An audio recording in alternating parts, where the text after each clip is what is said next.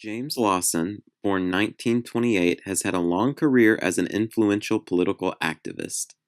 He first began his journey into protest when he dodged the draft, escaping the Korean War, after which he was subsequently imprisoned for 13 months.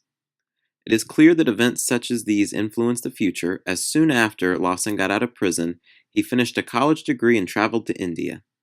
In India, he learned some of the important principles of nonviolent dissent, developed by Gandhi and his peaceful protest movement. After he returned to the States, he was introduced to Martin Luther King Jr. and his work, which he later collaborated on at a direct level, teaching nonviolent protest techniques to many, which went on to fight racism by using methods such as conducting sit-ins of local businesses, leading their own protests, and forcing people to acknowledge the injustice of continued segregation. Lawson led many powerful protests which contributed a large part of the energy and driving force behind the civil rights movement. There are many in which he was instrumental in, including the Freedom Rides, the Children's Crusade, and the Mississippi Freedom Summer.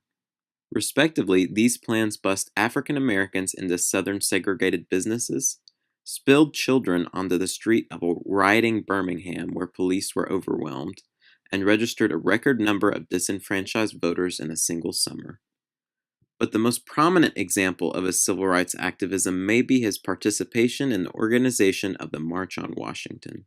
Lawson was supporting King the entire time, and their protest led to the passage of the Civil Rights Act of 1964, a huge leap in the laws surrounding discrimination. It is clear that Lawson was influential as an agent of change in both social and political reform. The outcome of these political and social changes led by Lawson and his contemporaries was a heightened push against discrimination, finally leading to the implementation of anti-discrimination and desegregation policies which were made into law much earlier. Previously, there was a disheartening gap in between what we made into law as a country and what states actually did, as they often circumvented these protections. While these loopholes were not patched entirely immediately, these protests quickly set out upon fixing them. Particularly, the Civil Rights Act was very influential as it made resistance to desegregation illegal, disrupted some disenfranchisement tactics, and distributed the power to better enforce the laws protecting minorities. Socially, the impacts were even more widespread.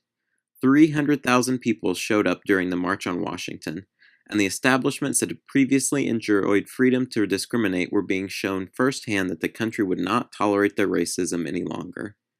People on the fence, many of whom may have came from a racist background, felt the power of the movement, and some were eventually swayed.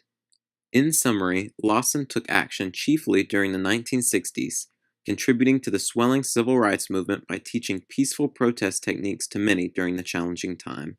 Even despite the harsh opposition by white supremacists, Lawson managed to help propel the movement to success, resulting in new legislation and social beliefs which took root and began to really stomp out discrimination and widespread disrespect of the law.